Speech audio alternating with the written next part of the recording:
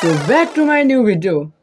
आज चाहिँ तपाईँहरूलाई म चाहिँ युट्युबमा रहेर चाहिँ हजुरहरूले चाहिँ भिडियो एडिट गर्दाखेरि साउन्ड इफेक्ट जस्तै यहाँ सुन्न सक्नुहुन्छ है त।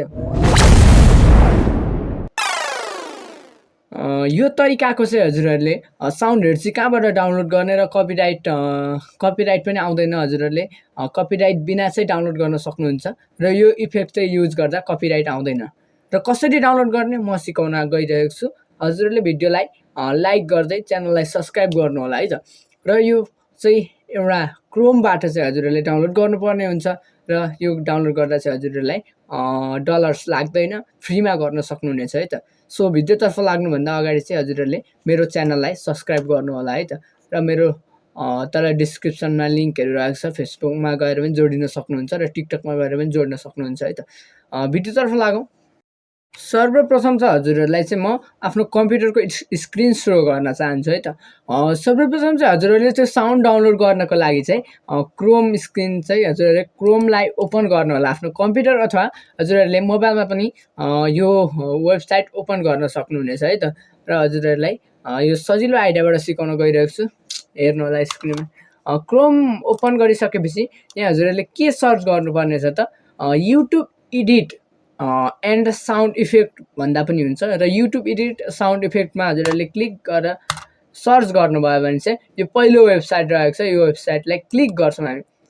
यसलाई क्लिक गरिसकेपछि धेरैवटा यहाँ म्युजिकहरू हजुरहरूले देख्न सक्नुहुन्छ, जुन हजुरहरूले चाहिँ सर्च गर्दै चाहिँ यहाँनिर माथि सर्च गर्न पनि सक्नुहुन्छ। कुन टाइपको चाहिँ हजुरहरूलाई चाहिएको त्यही टाइपको हजुरहरूले गर्न पनि सक्नुहुन्छ है त। र यो मैले हजुरहरूलाई यहाँनिर बजाएर सुनाउँछु है त। यसरी हजुरहरूले यसरी चेक गर्न पनि सक्नुहुनेछ। र हजुरहरूले यसलाई डाउनलोड गर्नको लागि चाहिँ हजुरहरूले डाउनलोडमा क्लिक गर्नु होला। डाउनलोडमा क्लिक गरिसक्दा हजुरहरूले कुन कुन हजुरहरूलाई राम्रो लाग्छ त्यो डाउनलोड गर्न पनि सक्नुहुनेछ। र हजुरहरूलाई चाहिँ अब यो कहाँ सेभ हुन्छ म देखाउँछु है त। यो चाहिँ हजुरहरूको अब कहाँ सेभ हुन्छ भन्दाखेरि हजुरहरूले यहाँनिर आफ्नो फाइल खोल्नु होला। फाइल खोलेर यहाँनिर डाउनलोडमा सेभ भएको हुन्छ। र मैले चाहिँ अहिले चाहिँ यहाँनिर डाउनलोड गरिसकेको छु, यहाँ सुन्न सक्नुहुन्छ। मैले 11वटा डाउनलोड गरिसकेको छु अगाडि नै। कम्प्युटर किबोर्ड साउन्ड हजुरहरूले पनि त्यो पनि लाउन सक्नुहुन्छ है त। र आजको भिडियो चाहिँ मैले थोरै जानकारी दिएको थिएँ कसरी चाहिँ डाउनलोड गर्न सक्नुहुन्छ भनेर।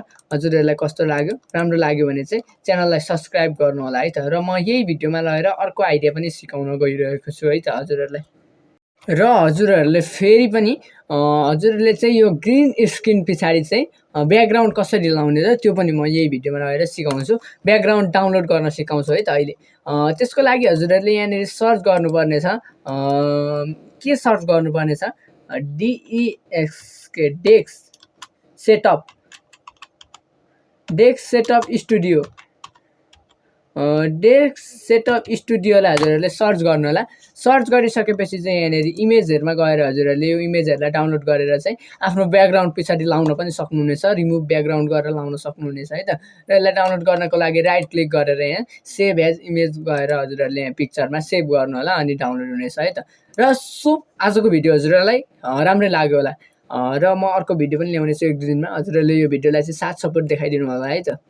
Thank you, thanks for watching.